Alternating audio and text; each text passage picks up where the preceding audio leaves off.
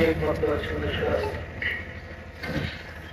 چونکہ مرحوم سرکار حضرت عباس سے بے پناہ محبت کرتے تھے. اپنی زندگی میں زیادہ سے زیادہ مولا عباس کے فضائل سنتے تھے. ان کے واسطہ نے بتایا کہ آپ مولا عباس کے حوالے سے کچھ فضائل کے اشعار پڑھیے اور یقیناً ان تمام شعروں کا ثواب مرحوم کے نام اعمال میں درج ہوگا. میں ایک مرتبہ چند اشعار پیش کرتا ہوں، سماعت فرمائیں.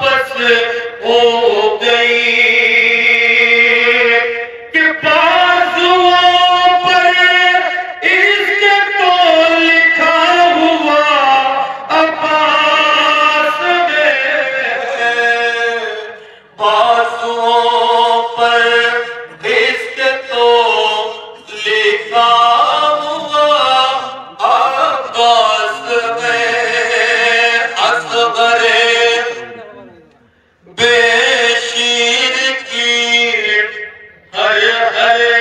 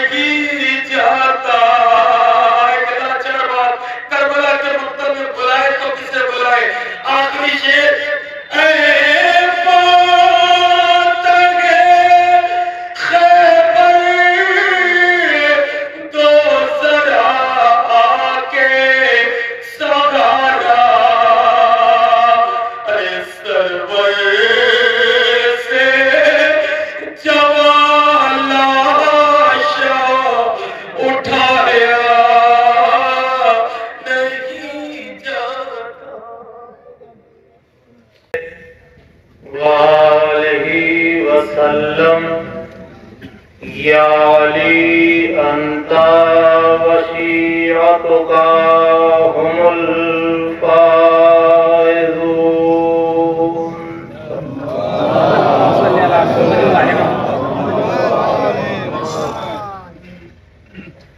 سجاد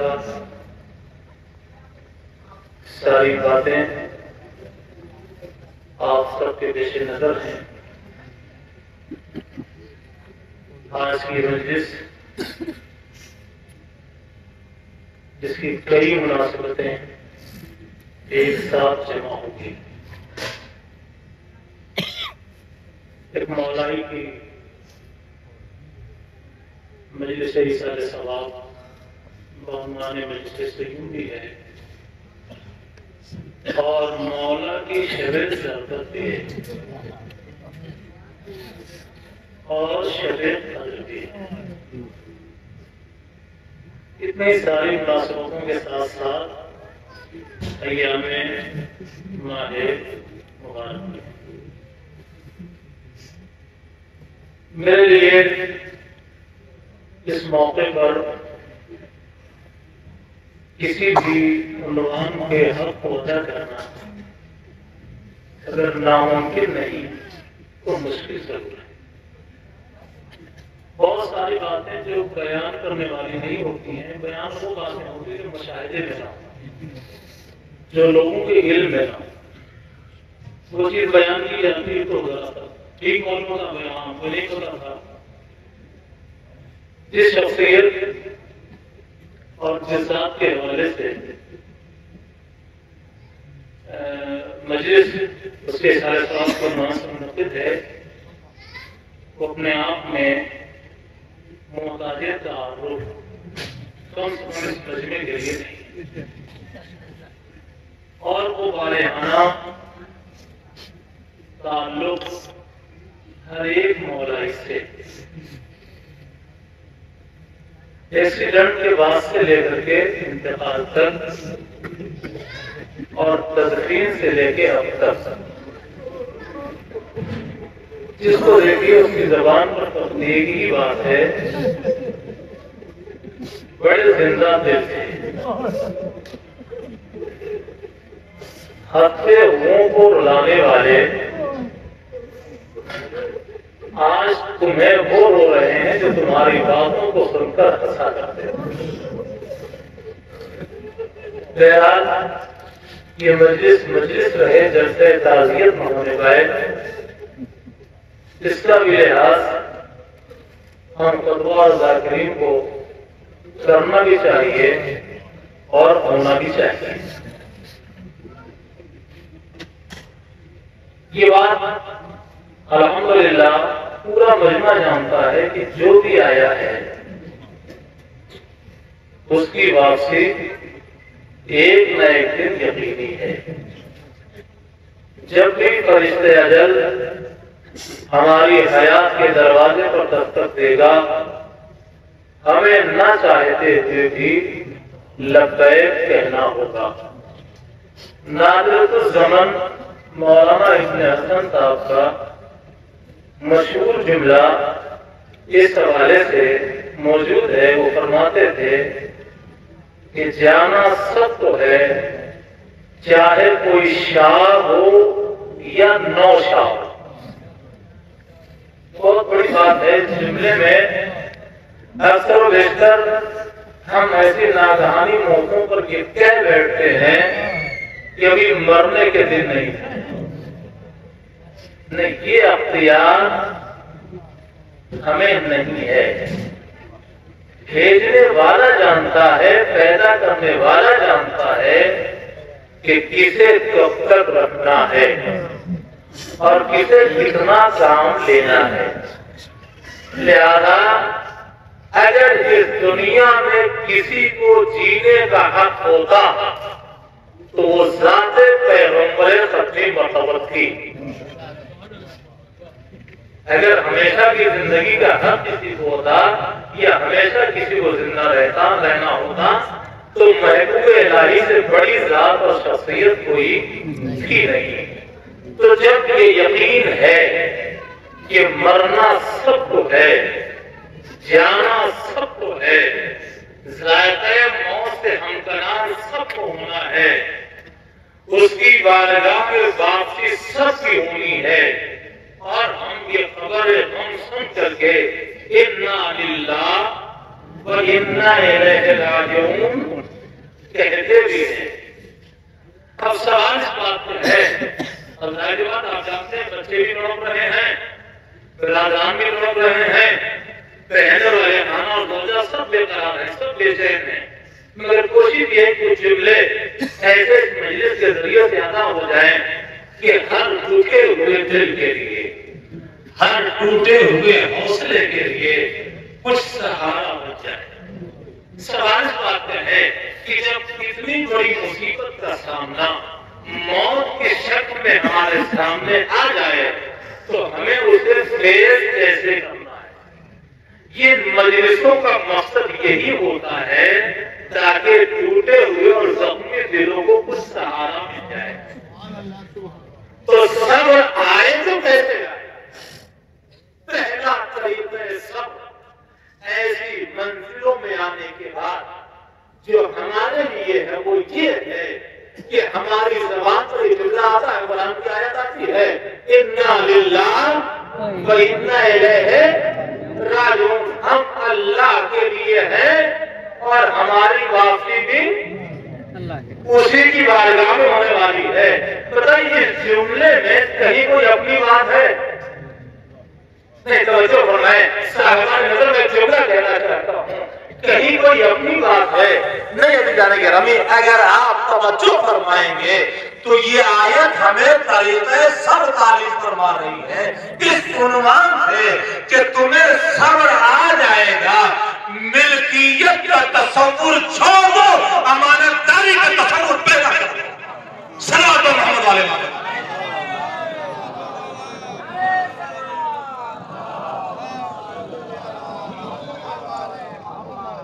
پہلا طریقہ صبر ایسی مصیبت کی منزل میں جو ہمارے لیے سہارا بن سکتا ہے وہ یہی کہ ہمیں ملکیت کا تصور چھوڑ دینا ہے۔ پرابلم ہماری یہی ہے کہ ہمارے دل و دماغ میں ایسا تصور ملکیت ہے کہ اپنا تو اپنا، دوسروں کا بھی اپنا نظر آتا ہے، مگر ایسا ہونا نہیں چاہیے۔ حقیقت یہ ہے کہ ہمارا کچھ بھی نہیں ہے، یہ تصور ملکیت ہمارے ذہن سے نکل جائے اور امانت داری کا تصور پیدا ہو جائے تو نہ پھر آنے کی خوشی ہوگی اور نہ جانے کا غم ہوگا۔ نہیں، میں رک کر کے یہاں اپنے چھوٹے بھائیوں کے لیے مثال دے دوں تاکہ بات واضح ہو جائے۔ چلے جائیے کسی بینک میں اور جا کر بیٹھ جائیے، تھوڑی دیر تک کیش کے کاؤنٹر کو دیکھتے رہیے تو آپ دیکھیں گے کہ جمع کرنے والا جمع کر رہا ہے اور نکالنے والے نکال رہے ہیں، مگر جو کیشیئر بیٹھا ہوا ہے نہ آنے پر کوئی خوشی ہو رہی ہے اور نہ کیش دینے کے بعد کوئی غم ہو رہا ہے۔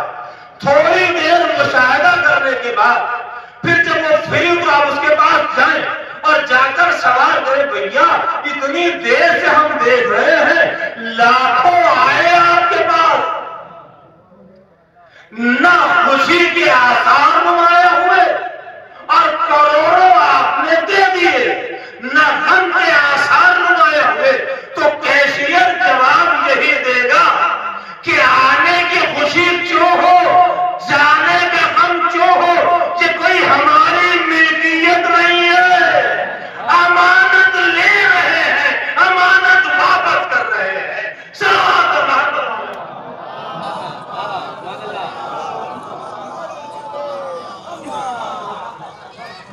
تصور ملکیت ہمارے دل و دماغ سے نکل جائے، امانت داری کا تصور پیدا ہو جائے تو فوراً یہ بات ذہن میں آئے گی، جس نے دیا تھا اسی نے آج امانت واپس کر لی. دوسرا طریقہ صبر ہمارے لیے کیا ہو سکتا ہے؟ دوسرا طریقہ صبر ہمارے لیے یہ ہوگا کہ جب بھی ایسی منزل آئے، جب بھی ایسی مصیبت آئے تو فوراً ہم یہ سوچیں کہ ہم کوئی پہلے انسان نہیں ہے. توجہ فرمائیں، تفصیل میں جانے کا موقع نہیں ہے. تقریباً 1 گھنٹے سے زیادہ ہو گیا ہے یہ مجمع فرش اللہ پر بیٹھا ہوا ہے. تفصیل میں جانے کا موقع نہیں ہے. دوسرا طریقہ صبر یہ ہے کہ فوراً یہ بات ہمارے ذہن میں آئے کہ ہم کوئی پہلے شخص نہیں ہیں کہ جس نے اتنی بڑی مصیبت کو فیس کیا ہے. ہم سے پہلے بہت سارے لوگ ان مصیبت کی منزلوں سے گزر چکے ہیں. چنانچہ اس سلسلے میں اس حوالے سے صاحب تفسیر نمونہ ایک واقعہ لکھتے ہیں. وہ فرماتے ہیں کہ بادیہ نشین ایک صحرا نشین خاتون تھی کہ جس کا بیٹا، جوان بیٹا، اونٹ چرانے کے لیے صحرا میں گیا تھا. تھوڑی دیر میں خبر آئی کہ تمہارے بیٹے کو صحرا میں اونٹ نے کنویں میں ڈھکیل دیا ہے اور جس کے نتیجے میں اس کی موت واقع ہو گئی ہے. اکلوتا بیٹا، تنہا سہارا اس خاتون کا جسے ام عقیل کہا جاتا ہے، یعنی عقیل کی ماں. جب اس نے اپنے بیٹے کی موت کی خبر سنی تو وقت ایسا تھا کہ اس کے گھر میں کچھ مہمان آئے ہوئے تھے. لہذا خبر لانے والے کو فوراً خاموش کر دیا کہ ایسا ہے، ابھی ہمیں اس خبر پر کوئی توجہ نہیں دینی ہے، کیا تم ہماری کچھ مدد کر سکتے ہو؟ کس بارے میں؟ کہیں جو ہمارے مہمان آئے ہوئے ہیں ان کی ضیافت اور ان کی مہمان نوازی کے لیے. وہ خبر لانے والا بندہ خدا فوراً ہی ام عقیل کا مددگار ہو گیا اور اس نے مہمانوں کی مہمان نوازی میں اس کی مدد کی. دسترخوان سجا دیا گیا. جب مہمانوں نے کھانا کھا لیا تب جا کے ام عقیل ان آئے ہوئے اپنے مہمانوں سے مخاطب ہوتی ہے اور کہتی ہے کہ آپ لوگ سنیں، یہ خبر لائے ہیں کہ ہمارے بیٹے عقیل کو صحرا میں اونٹ نے کنویں میں ڈھکیل دیا ہے جس کے نتیجے میں اس کی موت واقع ہو گئی ہے. کیا ان میں سے کوئی ایسا ہے جو قرآن کی کوئی آیت پڑھ دے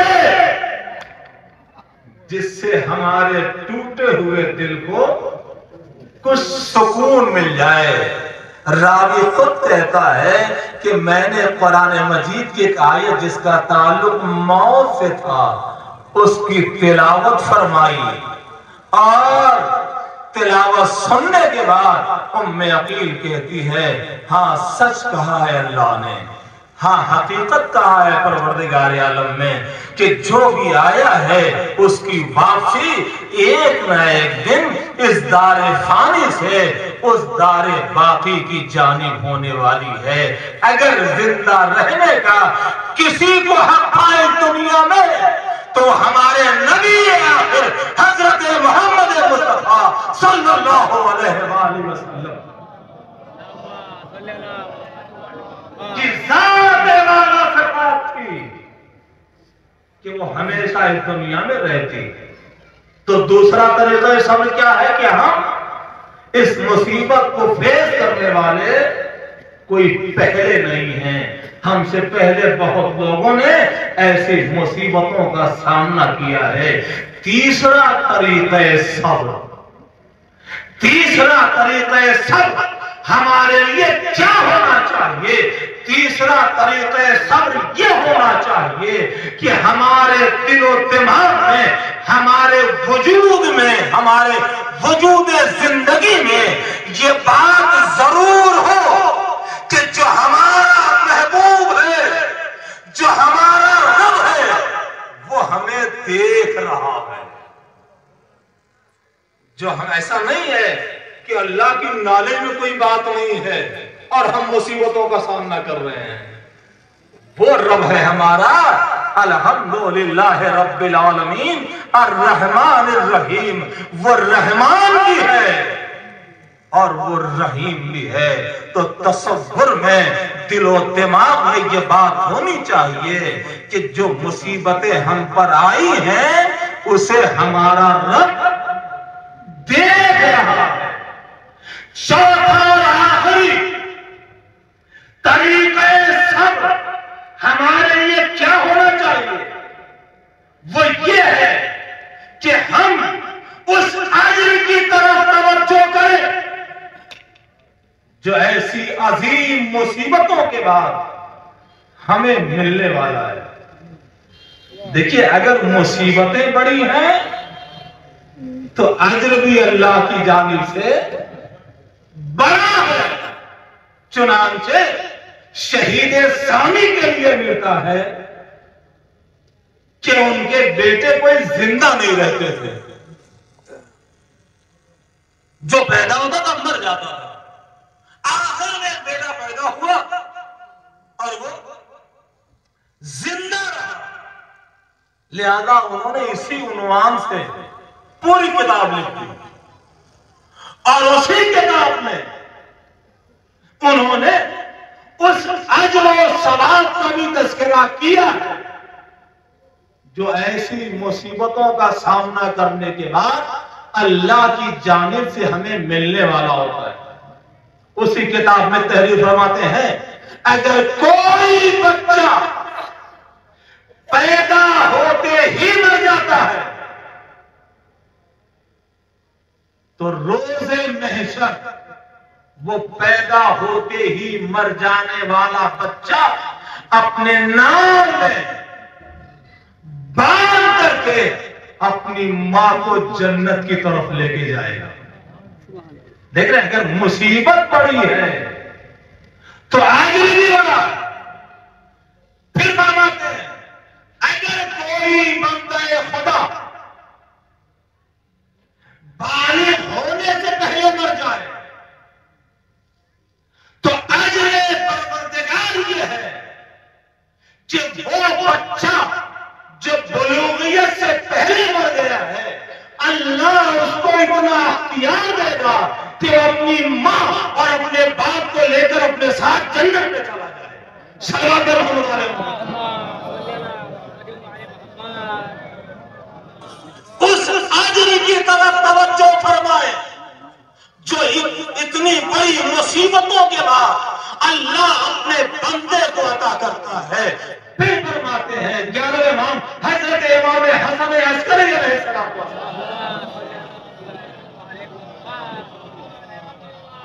سے روایت کرتے ہیں کہ آپ نے فرمایا، اگر کوئی عالم شباب میں مر جاتا ہے،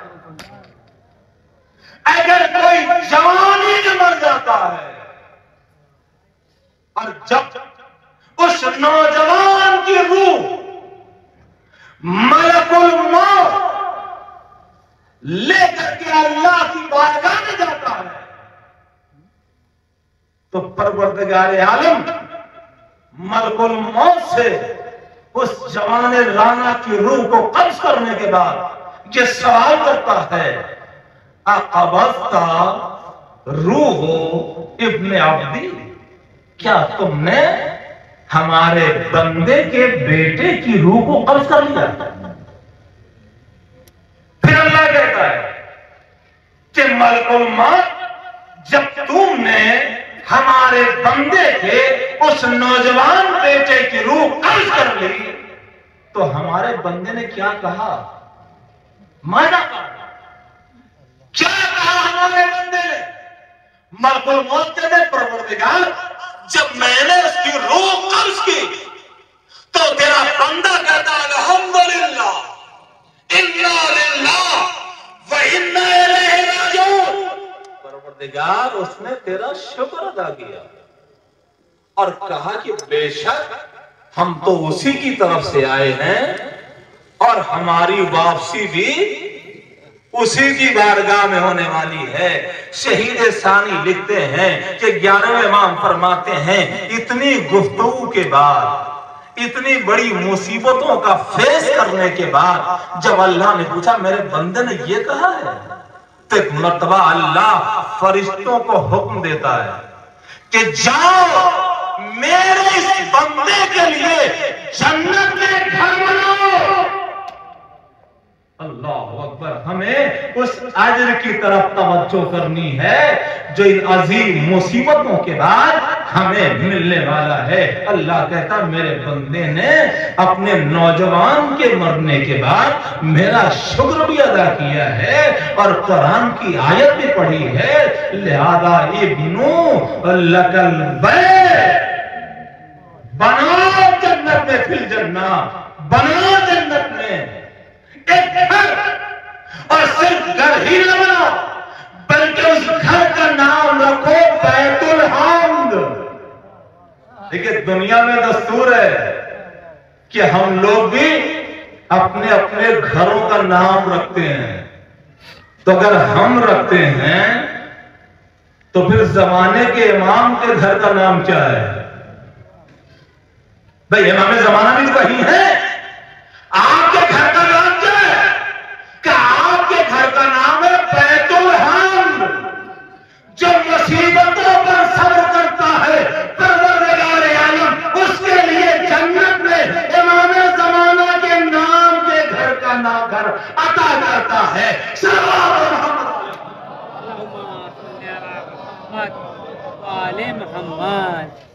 وہ اجر عظیم جو ہمیں ان مصیبتوں کو فیس کرنے کے بعد اور اس پر صبر کرنے کے بعد انا للہ و انا الیہ راجعون کہنے کے بعد ہمیں بارگاہ خدا بندی سے عطا ہوتا ہے۔ مرنا تو سب کو ہے بھئی، یہی تو حقیقت ایسی ہے جو بلا تفریق مذہب و ملت ہے۔ اور میں آپ سنا کرتے ہیں جملہ جو اکثر کہا کرتا ہوں، خاص کر تشییع جنازہ کی مجلسوں میں، کہ موت کا یقین کرنا کمال نہیں ہے۔ موت کا یقین تو ہمیں بھی ہے، آپ کو بھی ہے، مگر جب تک فاتح خانے کی مجلس کے فرش پہ ہیں، جب تک قبرستان میں ہیں، جب تک جنازہ نگاہوں کے سامنے ہے، دیکھیے ہم منبر پر بیٹھ کر کہیں کہ ہم اپنی موت کو ہمیشہ یاد کرتے ہیں، یہ ہم جانتے ہیں یا اللہ جانتا ہے؟ موت یاد بات کوئی کرتا نہیں ہے، اور بات تو اتنے ہیں کہ ذکر موت بھی نہیں سننا چاہتے ہیں۔ سروال در محمد والے محمد۔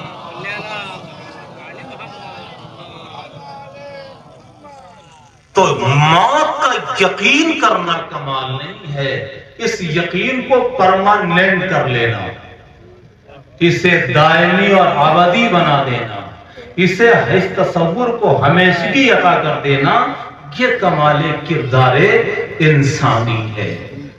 اب کیا بتاؤں، میں نے جو حدیث پڑھی ہے وہ اسی مناسبت سے پڑھی تھی کہ ایک مولائی کے اصالہ ثواب کی مجلس ہے اور مولا کی شب ضربت ہے، اور پیغمبر نے کیا فرمایا؟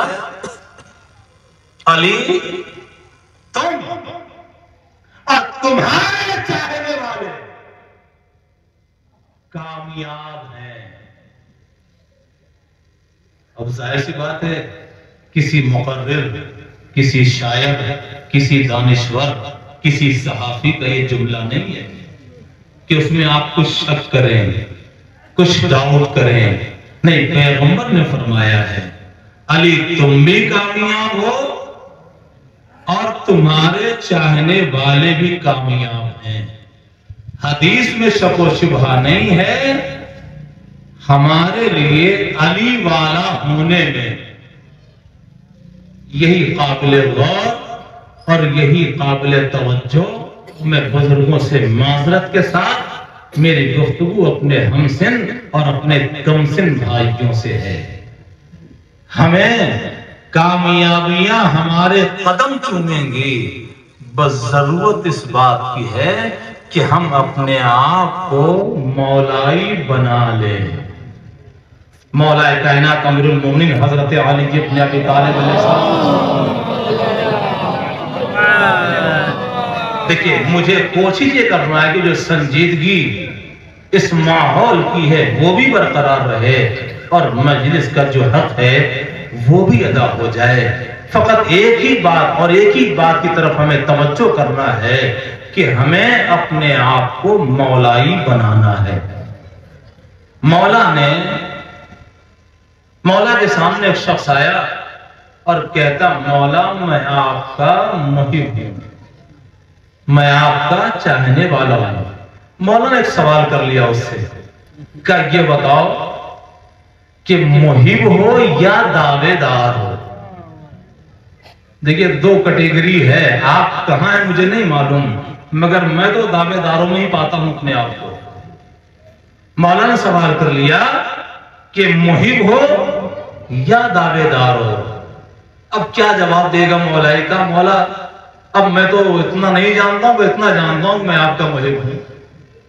اب ظاہر سی بات ہے ہم آپ سے اپنے آپ کو چھپا لیں، آپ ہم سے چھپا لیں، مگر نگاہ امامت سے ہاں یہ بات بھی قابل غور رہے کہ ہم سب سے چھپا سکتے ہیں، امام سے اپنے آپ کو نہیں چھپا سکتے ہیں۔ تو ظاہر بات جب اتنی بات ہے تو ہمیں یہ بھی سوچنا چاہیے کہ غیب کا پردہ ہماری نگاہ پر ہے، امام زمانہ کی نگاہ پر غیب کا پردہ نہیں ہے۔ صلوات محمد والے مالک۔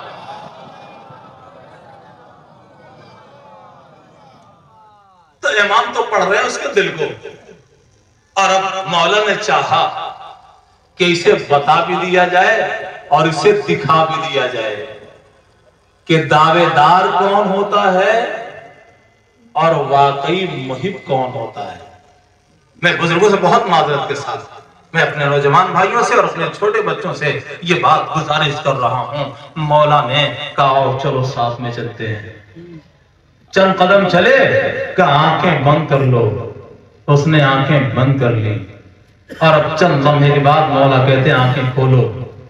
اب جو اس نے آنکھیں کھولی تو علاقہ ہی بدلا ہوا ہے، شہر ہی بدلا ہوا ہے، جگہ ہی بدلی ہوئی ہے۔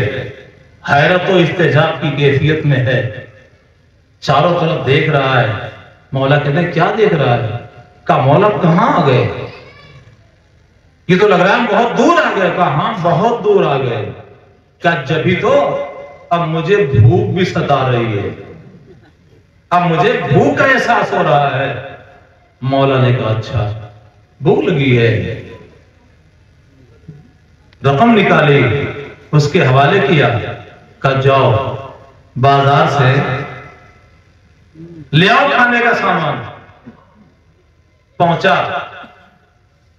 ایک قصاب کی دکان پر، وہ مصروف تھا، جب کچھ فری ہوا تو یہ بھی آگے بڑھا کہ بھائی ہمیں بھی دے دو۔ اب یہ بات آپ اچھی طرح جانتے ہیں، جیسے علاقہ بدلتا ہے زبان اور لہجہ بدل جاتا ہے۔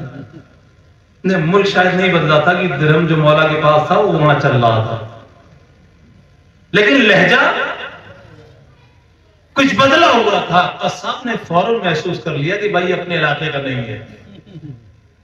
ان کا انداز، ان کا لہجہ جو دیکھا تو کہا بھیا تم تو ہمارے علاقے کے نہیں ہو۔ کہا ہاں علاقے، ہم تو بہت دور سے آ رہے ہیں۔ کہا رہے آخر اس جگہ کی کوئی نام ہے؟ شب ضربت ہے اور آپ کی مجلس سن رہے ہیں۔ قصاب کہتا ہے اس جگہ کا کوئی نام بھی ہے؟ کام بہت دور سے آ رہے، کیا کرو گے جگہ کا نام لے کر پوچھ کر کے؟ میں قصاب اپنے جگہ اپنے شہر کا نام تو بتاؤ۔ یہ کہتا ہے کہ ہم کوفے سے آ رہے ہیں۔ دعویدار کیسا ہوتا ہے اور محب کیسا ہوتا ہے، اس فرق کو محسوس کیجئے۔ جیسے اس نے کہا کہ ہم کوفے سے آ رہے ہیں، فوراً قصاب نے اپنا سب کچھ رکھ دیا، کہا کون کوفہ؟ کون کوفہ؟ وہ مولا والا کوفہ؟ کہاں مولا والا کوفہ؟ اب کیا تھا، تڑپ گیا۔ کب پھر اگر آپ ہمارے مولا کے کوفے سے آ رہے ہیں تب تو آپ کو کچھ خریدنے کی ضرورت نہیں ہے، آئیے ہمارے مہمان بنیے، میں آپ کی میزبانی کروں گا۔ اب یہ کہتا نہیں ہم کو دے دیجیے، ہم جائیں۔ ادھر سے اصرار ہے مہمان بنانے کا اور ادھر سے انکار ہے مہمان نہ بننے کا۔ بہت دیر ہو گئی جب بحث میں، تو کہتا میں اکیلا نہیں ہوں، میں اکیلا نہیں ہوں، میں اکیلا نہیں ہوں۔ کہا کیا ہوا؟ جتنے لوگ ہیں سب کو لے کے آؤ۔ دیکھیے عزیزان گرامی، مولائی کبھی بخیل نہیں ہوتا ہے، اور خاص کر کھلانے کے معاملے میں وہ بالکل مخالف نہیں ہوتی ہے۔ کہتا چاہے جتنے لوگ ہوں سب کو لے کے آؤ۔ اب جب اس نے دیکھا کہ یہ اس طرح سے ماننے کے لیے تیار نہیں ہے تو مجبور ہو گیا، ٹھیک ہے میں جا کے اپنے جس کے ساتھ آیا ہوں اس سے بات کرتا ہوں، دیکھوں کیا کہتے ہیں۔ واپس گیا، مولا نے پوچھا کیا ہو، بڑی دیر لگا دی؟ کہا وہ اس طرح کی باتیں کرنے لگا اور کسی طرح سے وہ راضی نہیں ہے۔ کہہ رہا تم ہمارے مولا کے شہر سے آئے ہو، لہذا ہم تمہیں خرید کر کھانے نہیں دیں گے اور ہم تمہیں اپنا مہمان بنائیں گے۔ اب ذرا سا پہچانیے ایک مولائی کیسا ہوتا ہے۔ صرف شہر کی نسبت ہو جائے تو اتنا قابل احترام ہو جاتا ہے، اگر کوئی واقعی مولائی ہو، سلمان محمد والے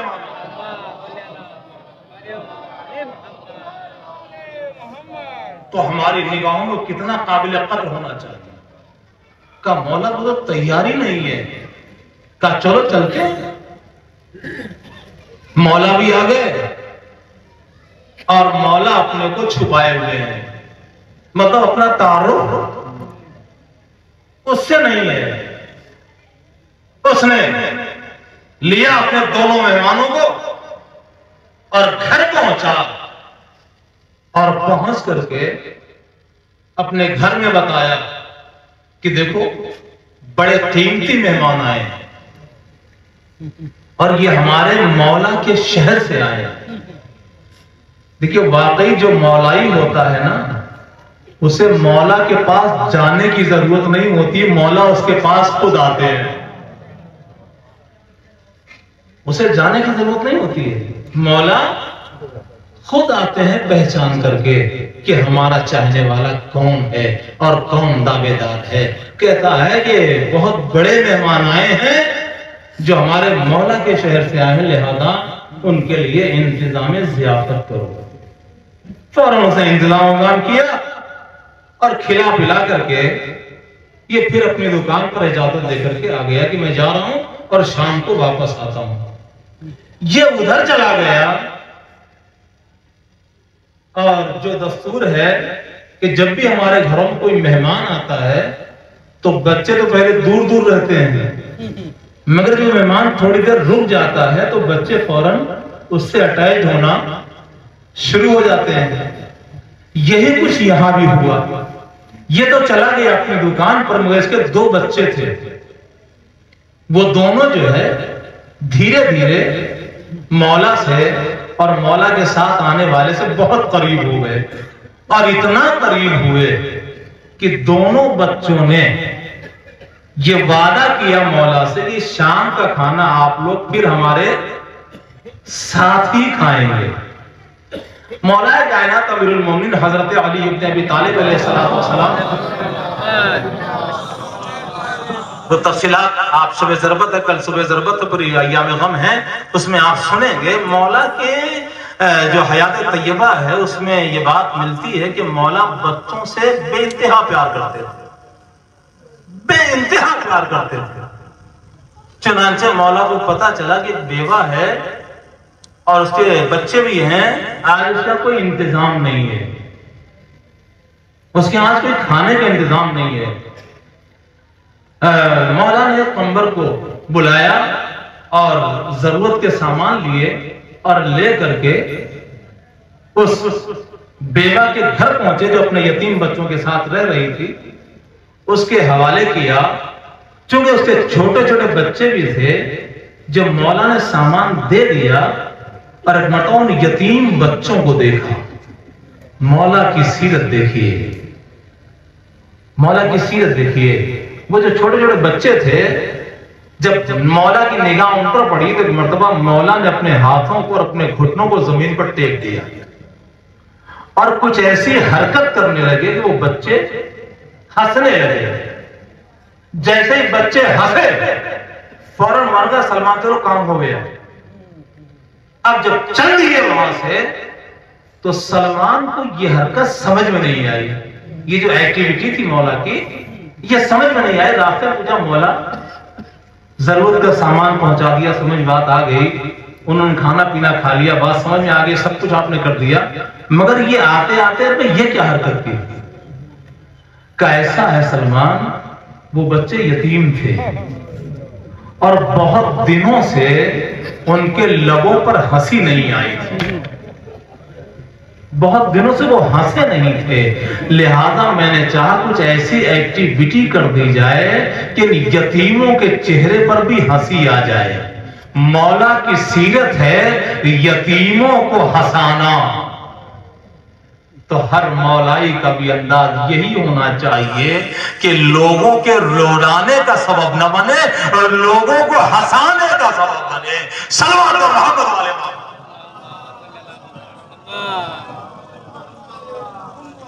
وقت بہت تیزی کے ساتھ گزر گیا اور مجھے جہاں سے مجلس شروع ہوئی ہے وہاں تک پہنچنا ہے، چونکہ ہر ذاکر نے ایسا تذکرہ کر دیا ہے بھائیوں کے حوالے سے کہ مجھے مجلس اپنی وہاں مکمل کرنی ہے بہت جلدی سے۔ تو مولا بچوں سے بہت پیار کرتے تھے اور اسی بنیاد پر یہاں بھی بچوں سے بہت اٹیچ ہو گئے، بچے بہت مانوس ہو گئے۔ اب یہ شام کو واپس آیا، جیسے اس نے اپنے اثر سامان کو رکھا ویسے اس کے دروازے پر دق الباب ہوتا، ناپ ہوتا ہے، یہ فوراً باہر گیا، دیکھا سپاہی کھڑے ہوئے ہیں۔ محب کیسا ہوتا ہے، دعوے دار محبت کیسا ہوتا ہے، دیکھا حکومت کے سپاہی کھڑے ہوئے ہیں، کہا کیا بات ہے، کہا تمہارے بچے کہاں ہیں، کہا بچوں کیا کرو گے، کہا حکم ہے علی کی محبت کے جرم میں کہ تمہارے بچوں کو قید کر دیا جائے۔ بچے لا کے حاضر کر دیے، قید کے بجائے وہیں اس کے سامنے حکومت کے سپاہیوں نے دونوں بچوں کے گلے کاٹ دیے۔ محب مولائی، مولا کا چاہنے والا، اس کا حوصلہ کتنا بلند ہوتا ہے، اس کے اندر کتنی قوت برداشت ہوتی ہے، اس کے اندر کتنی سہن شکتی ہوتی ہے، یہ ہم سب کے لیے قابل توجہ بھی ہے، قابل غور بھی ہے۔ اتنا بڑا سانحہ ہو گیا، بچوں کی لاشوں کو اٹھایا، لے کر کے گھر میں کنارے رکھ دیا، زوجہ سے آ کے کہتا ہے حادثہ بہت بڑا ہو گیا ہے، مگر ابھی ہمیں اس حادثے کی طرف توجہ نہیں کرنا ہے، چونکہ ہمارے گھر مہمان بہت عظیم آئے ہوئے ہیں، اور ابھی صرف ایک نسبت معلوم ہے کہ مولا کے شہر سے آئے ہیں، مولا کے شہر سے آئے ہیں، لہذا کسی طرح کی کوئی بات زبان پر نہ آنے پائے کہ ہمارے مہمان ڈسٹرب ہو جائیں۔ دسترخوان سجا دیا گیا، مہمانوں کو بلا کے بٹھا دیا گیا۔ مولا کہتے ہیں ابھی جانتا نہیں کہ میرے دسترخوان پر کون بیٹھا ہے، مولائی کے دسترخوان پر مولا بیٹھے ہوئے ہیں، بٹھا دیا، کہتا بسم اللہ کیجئے۔ مولا کہتے ہیں تمہارے بچے کہاں ہیں؟ تمہارے بچے کہاں ہیں؟ کہا بچے کہیں کھیل رہے ہوں گے، بچے کہیں چلے گئے ہیں، آپ لوگ بسم اللہ کریں۔ مولا کہتے ہیں کہ تمہیں پتہ نہیں ہے، تم تو ہمیں روک کر چلے گئے تھے، تمہارے بچے ہم سے اتنا قریب ہو گئے تھے کہ انہوں نے ہم سے وعدہ لیا ہے کہ شام کا کھانا آپ ہمارے ساتھ کھائیں گے، ہم تو تب کھانا کھائیں گے جب تمہارے بچے ہمارے ساتھ دسترخوان پر بیٹھ جائیں گے۔ اب تو کوئی چارہ کار بہانے کا رہ نہیں گیا، اب تو بہانہ کر نہیں سکتا ہے، لہذا ایک مرتبہ اپنے مہمانوں کے سامنے دست ادب جوڑتا ہے اور کہتا ہے کہ ہمارے بچے آج علی کی محبت کے جرم میں حکومت کے سپاہیوں نے قتل کر دیے، مصیبتوں پر اگر صبر ہوگا تو مولائی کی مدد کرنے والے مولا ہوتے ہیں۔ کہا اچھا ان بچوں کی لاشیں کہاں ہیں؟ لے کر اس حجرے میں گیا جہاں بچوں کی لاشوں کو رکھا تھا۔ ایک مرتبہ درمیان میں مولا بیٹھ گئے، 2 رکعت نماز ادا کرتے ہیں اور دونوں کی لاشوں پر اپنے ہاتھوں کو رکھتے ہیں اور ایک مرتبہ دعا کرتے ہیں اور بچوں کی لاشوں کے اندر جان پیدا ہوئی، سر کو گردن سے ملایا، بچے زندہ ہو کر اٹھ بیٹھے، نعرہ تکبیر بلند کرنے لگے۔ عزیزان گرامی، یہ فرق ہے ایک مولائی میں، ایک محب میں اور دعوے دار محب میں۔ مولا کائنات کی ذات وہ ذات ہے جو ہماری دنیا کی مشکل بھی آسان کرنے والی ہے اور جو ہماری آخرت کی مشکل بھی آسان کرنے والی ہے۔ یقین جانیے اس دنیا میں بھی حلال مشکلات وہی ہے اور اس دنیا میں بھی حلال مشکلات وہی ہیں۔ تفصیلات آپ سنا کرتے ہیں، تفصیل میں جانے کا موقع نہیں ہے۔ روز محشر حساب و کتاب کی داستانیں آپ خوب سنتے ہیں اور یہ سوالات بھی خوب اٹھتے ہیں کہ اتنی بڑی بشریت کا اور اتنے بڑے ہجوم کا حساب و کتاب ایک دن میں کیسے ممکن ہوگا؟ مگر زمانے کی ترقی نے ہمیں بتا دیا کہ ایک کلک میں کمپیوٹر پر کتنے مسائل حل ہوتے ہیں۔ تو ظاہر سی بات ہے جب ہم نے کمپیوٹر بنا دیا ہے اور گھنٹوں کا کام سیکنڈوں میں کر رہا ہے تو جو خالق کائنات ہو وہ روز محشر اس کا کمپیوٹر کس طرح سے کام کرے گا یہ ہمارے تصورات سے ماورا ہے۔ اب ذرا سا تصور کیجئے، ہنگام محشر ہوگا، کتنے بڑے بڑے اسکرین لگے ہوں گے، کتنے بڑے بڑے اسکرین لگے ہوں گے کہ بس آپ سامنے جائیں گے، سارا ڈاٹا آپ کا اسکرین پر سامنے آ جائے گا۔ کچھ اصحاب یمین ہوں گے، کچھ اصحاب یسار ہوں گے۔ اب جو وہاں پہنچے تو ہم نے کیا دیکھا کہ ہمارے بائیں طرف بھی خانے بنے ہوئے ہیں، ہمارے دائیں طرف بھی خانے بنے ہوئے ہیں۔ بائیں خانے میں پہلے خانے میں لکھا ہوا ہے مشرک، دوسرے خانے میں لکھا ہوا ہے کافر، تیسرے خانے میں لکھا ہوا ہے منافق۔ اب جو دائیں طرف دیکھا تو پہلے خانے میں لکھا ہوا ہے معصوم، دوسرے خانے میں لکھا ہوا ہے مومن نیکوکار، تیسرے خانے میں لکھا ہوا ہے مومن گنہگار۔ اب تو یہ خانے ہم نے دیکھے اور جب اور توجہ کیا تو کیا دیکھا کہ بائیں طرف جو مشرک کا خانہ ہے اس پر کراس لگا ہوا ہے۔ اس کا مطلب یہ ہے کہ آنے والے نور الحسن مشرک نہیں ہیں، یہ مشرک نہیں ہیں، اور مشرک ہوں گے بھی کیسے؟ پوری زندگی لا الہ الا اللہ کہا ہے۔ دوسرے خانے میں دیکھا جس میں کافر لکھا تھا اس پر بھی کراس لگا ہوا ہے، کافر بھی نہیں ہو سکتے اس لیے کہ پوری زندگی محمد الرسول اللہ کہا ہے۔ تیسرے خانے میں دیکھا منافق لکھا تھا اس پر بھی کراس لگا ہوا ہے، تو منافق بھی نہیں ہو سکتے اس لیے کہ پوری زندگی علی ولی اللہ کہا ہے۔ تب یہ تین چیزیں تو کٹ گئی ہیں، نہ ہم مشرک ہیں نہ ہم کافر ہیں نہ ہم منافق ہیں۔ اب جو ہم نے اپنے دائیں دیکھا تو جو پہلا خانہ تھا معصوم کا، اس پر کراس لگا ہوا تھا، آنے والا معصوم نہیں ہے۔ دوسرا خانہ دیکھا مومن نیکوکار کا، اس پر بھی کراس ہے، اس لیے کہ اس کیٹیگری میں تو آتے نہیں ہیں۔ مگر تیسرا خانہ جو تھا مومن گنہگار کا، اس پر ٹک لگا ہوا ہے، اس پر ٹک لگا ہوا ہے۔ اب جو ہم نے دیکھا اور نیچے ڈاٹا دیکھا تو نیکیاں کم تھی، گناہ زیادہ تھے۔ نیکیاں کم تھی، گناہ زیادہ تھے۔ اب زندگی کا فارمولہ وہاں کام آنے والا ہے۔ جیسے ہی کوئی مشکل آئی، نہیں ذرا جی ٹھوکر لگی یا علی، اور جہاں محشر میں اتنی بڑی مصیبت، تو یہی عادت وہاں کام آئے گی۔ چھوٹی مصیبتوں پر یہاں علی کہا ہے تو بڑی مصیبت پر وہاں یا علی کہیں گے، اور جیسے ہی وہاں یا علی کہیں گے تو ظاہر سی بات ہے پھر حلال مشکلات کی نظر کرم ہو جائے گی۔ یہیں رک کر کے ایک جملہ سن لیجئے، ہم محتاج شفاعت ہیں، توجہ فرمائیے گا، ہم محتاج شفاعت ہیں، مولا مجبور شفاعت نہیں ہے۔ صلوات محمد والے محمد صلی اللہ علیہ محمد۔ اور اب یہی وہ شفاعت ہمارے کام آنے والی ہے۔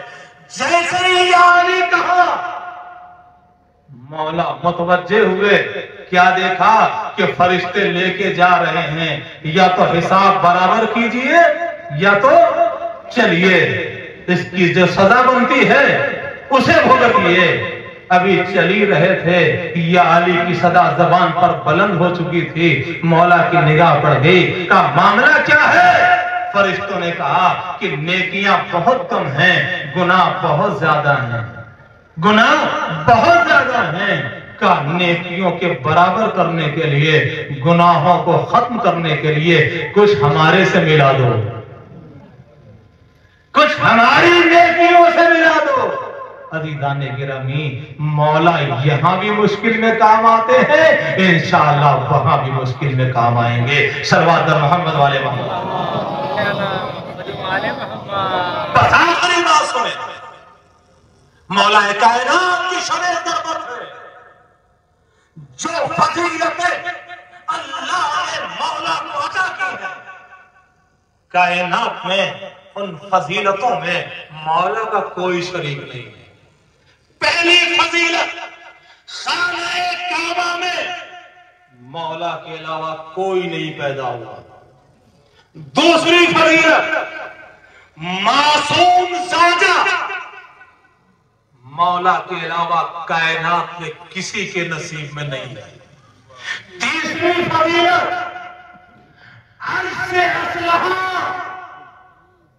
کسی کے لیے نہیں آیا، اگر تلوار آئی تو مولا کے لیے آئی۔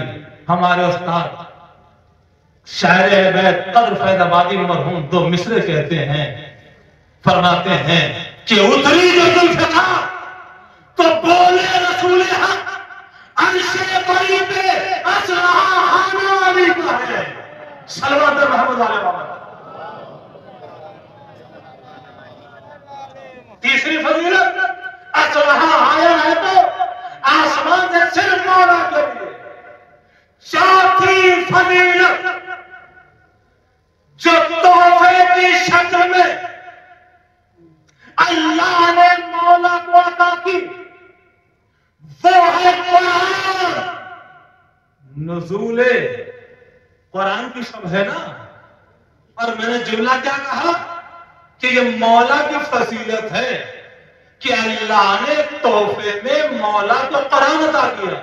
ہر مسلمان کہے گا ہمیں بھی تو دیا ہے اللہ نے، ہاں کہنا اور بات ہے، بھئی حقیقت تو وہی مانی جائے گی۔ قرآن واقعی دیا اسی کو ہے جو دستے پیغمبر پر پاتا ہوا نظر آئے۔ یہ چوتھی فضیلت ہے مولا کی جو تحفے کی شکل میں، اور پانچویں فضیلت اور آخری فضیلت جو اس مجلس کے حوالے سے آپ کی خدمت میں گزارش کر رہا ہوں وہ یہ ہے کہ اللہ نے حسن و حسین جیسے معصوم اور عظیم المرتبت بیٹے عطا کیے۔ کائنات میں، تاریخ آدم و عالم میں کسی کو ایسے عظیم المرتبت بیٹے نہیں ملے۔ ہاں ایک ملا ہے مگر دو نہیں ملے۔ ایک عبداللہ کو ملا ہے، ایک ابو طالب کو ملا ہے، مگر اگر جوڑی ملی ہے تو مولا کائنات کو ملی ہے۔ صلوات اللہ علیہ۔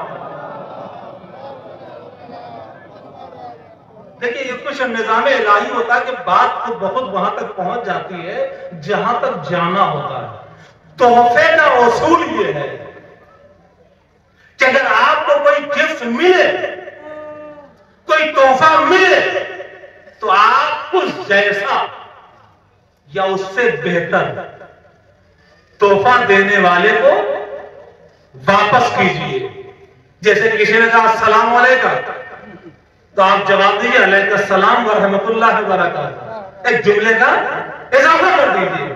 صرف علیکم السلام کہنا غلط نہیں ہوگا مگر تحفے کے اصول کے خلاف ہوگا۔ یا ویسا دیجئے یا کچھ بڑھا کے دیجئے۔ اللہ نے قرآن کی شکل میں اگر مولا کو تحفہ دیا گیا تو مولا نے بھی اللہ کے تحفے کا جواب نہج البلاغہ سے دیا۔ پروردگار اگر تو نے ہمیں قرآن جیسی کتاب عطا کی ہے تو ہم تیری بارگاہ میں نہج البلاغہ گفٹ کر رہے ہیں۔ اے اللہ اگر تو نے ہمیں حسن و حسین جیسے عظیم المرتبت بیٹے عطا کیے تو ہم تیری بارگاہ میں عطا پیش کر رہے ہیں۔ ہم تیری بارگاہ میں اس تحفے کا جواب عباس کی شکل میں دے رہے ہیں۔ تو بناتا ہے جنہیں انہیں معصوم بناتا ہے، مگر ہم نے جسے تیری بارگاہ میں پیش کیا ہے کمال کو کمال سے ملا دیا ہے، کردار کو کردار سے ملا دیا ہے، بس عصمت کی سرحدوں سے باہر ہے، معصوم نہ ہوتے ہوئے بھی معصوم لگے ہے۔ بس عزیزان گرامی گفتگو اپنے آخری مرحلے میں آ گئی۔ اب میں خود فیصلہ نہیں کر پا رہا ہوں کہ کس کو کس کا پرسہ دیا جائے۔ ایک طویل فہرست ہے سوگواروں کی، ایک طویل فہرست ہے پسماندگان کی، اور میں برادران کو اور بچوں کو یہ یقین دلانا چاہتا ہوں یہ جو اتنا بڑا مجمع آیا ہے یہ سارا مجمع آپ کے غم میں شریک ہے، اس لیے کہ اس کا اخلاق، اس کی گفتگو، اس کا انداز، اس کا لب و لہجہ بہت دیر تک ہمیں یاد بھی آتا رہے گا اور اس کی یادیں ہمیں ستاتی بھی رہیں گی۔ بھائی کو بھائی کا پرسہ دیا جائے، بیٹوں کو باپ کا پرسہ دیا جائے، زوجہ کو شوہر کا پرسہ دیا جائے، بہنوں کو بھائیوں کا بھائی کا پرسہ دیا جائے، عائزہ اقربا کو عزیز و اقربا کا پرسہ دیا جائے، ایک مولائی کا پرسہ ان آنے والے مولائیوں کو دیا جائے۔ اب بات سمجھ میں نہیں آتی ہے مگر مجلس شروع جہاں سے ہوئی ہے، ابھی ذیشان بھائی نے جملہ کہا تھا میرے گھر کی شان چلا گیا، میرے گھر کی آن مان چلا گیا۔ دیکھیے یہ دستور دنیا ہے، ہر خانوادے میں کوئی ایسا ہوتا ہے جو پورے خانوادے کی شان ہوتا ہے، جو پورے خانوادے کی آن مان ہوتی ہے۔ ہر خانوادے میں، ہر فیملی میں، ہر جگہ یہ چیز آپ پائیں گے، کوئی ایک ہی ایسا ہوتا ہے جس پر سب ڈیپینڈ ہوتے ہیں، جو سب کی ڈھارس ہوتا ہے۔ اور تو کیوں نہ ایسے ہی کا تذکرہ کر دیا جائے کہ جو سب کی ڈھارس ہو اور وہ ذات اگر کوئی ذات ہے تو مولا عباس کی ذات जो इतनी बड़ी ढारस था, जिसकी हैबत इस कदर तारी थी कि करबला में यजीद ने जो अरब के बड़े बड़े बहादुरों को इकट्ठा किया था और उन्हें जो खतूत लिखे थे, उन खतूत में यजीद ने नीचे एक लाइन लगाई थी, एक नोट लिखा था कि करबला में हम तुम्हें इसलिए बुला रहे हैं कि करबला में हुसैन के साथ अब्बास आ रहे हैं। ये है हैबत जो यजीद पर तारी है, इतनी दूर होने के बावजूद। जिसकी हैबत दुश्मन पर इतनी तारी हो, वो अपनों के लिए कितना बड़ा सहारा रहा होगा। परवरदिगार इन पसमंदगान को हौसला अता कर इसी शबे ज़रबत और इसी शबे क़द्र के तवस्सुल से इन्हें इस गम को बर्दाश्त करने की क़ुव्वत अता कर। लीजिए अजीजों, तफसील में जाने का मौका नहीं है।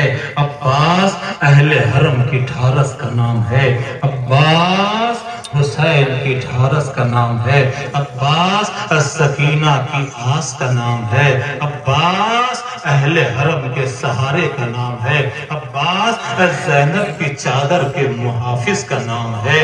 मैं क्या क्या बयान करूं और क्या क्या न बयान करूं, अब्बास समझ में नहीं आती है। मगर करबला का गम और करबला की तारीख हमें कैफियत गम जरूर बताती है। हम जान न सकते कि किस गम का क्या वज़न होता है, किस गम की क्या कैफियत होती है। अगर करबला की तारीफ न होती तो दुनिया समझ ही न सकती कि बेटे के मर जाने के बाद बाप पर असर क्या होता है। दुनिया ये जान ही न सकती कि भाई के चले जाने के बाद भाई पर असर क्या होता है। ये तो हमें करबला ने बताया कि जैसे ही भाई की आवाज बराबर के भाई ने जैसे ही फरात के किनारे से आवाज दी, गुलाम का आखिरी सलाम कबूल कीजिए। मजलूम करबला जैसा साबिर भी अपने हाथों को अपनी कमर पे रखता है और आवाज देता है, या अखी अला मिन कसरा दहरी, ए भैया तुम्हारी मौत ने हमारी कमर तोड़ दी। ये है वो गम और ये है वो गम का असर जो हुसैन जैसा साबिर कि जिसके लिए रवायतें कहती हैं मुसीबतों में जितना इजाफा हो रहा था, हुसैन के चेहरे का रंग उतना ही निखरता जा रहा था। अल्लाह अल्लाह, जब हुसैन जैसे साबिर का ये हाल हो जाता है तो हम गुनहगारों और हम कमजोरों की कैफियत क्या होगी। ऐसे गम का सामना करने के बाद ये बात हमारे लिए काबिल तवज्जो है। बस सारी तफसीलात को मैंने छोड़ दिया। आखिरी जुमले सुने अजीजों, काफिला शाम से रिहा होकर के करबला आ गया। आखिरी जुमले सुने, अगर आपने तसव्वुर किया तो इंशाअल्लाह मसाब होंगे। काफिला शाम से रिहा होकर के करबला आ गया। अब बहन अपने भाई की कब्र पे आ गई। सानिया ज़हरा मजलूम करबला की कब्र पे आ गई। माहिर नफ्सियात कहते हैं कि छोटा अपने बड़ों से उतना खुल करके बात नहीं कर पाता है जितना अपने बराबर से या अपने छोटे से करता है। चूंकि इमाम हुसैन जनाबे ज़ैनब से बड़े थे, लिहाजा सानिया ज़हरा कुछ खुल न सकी। बस दो जुमले कहे, भैया ज़ैनब आ गई,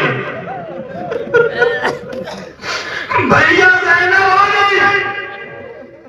और दूसरा जुमला कहते हैं, भैया ज़ैनब खुश भी आई है, ज़ैनब गमज़दा भी आई है। भैया ज़ैनब खुश भी आई है, ज़ैनब गमज़दा भी आई है।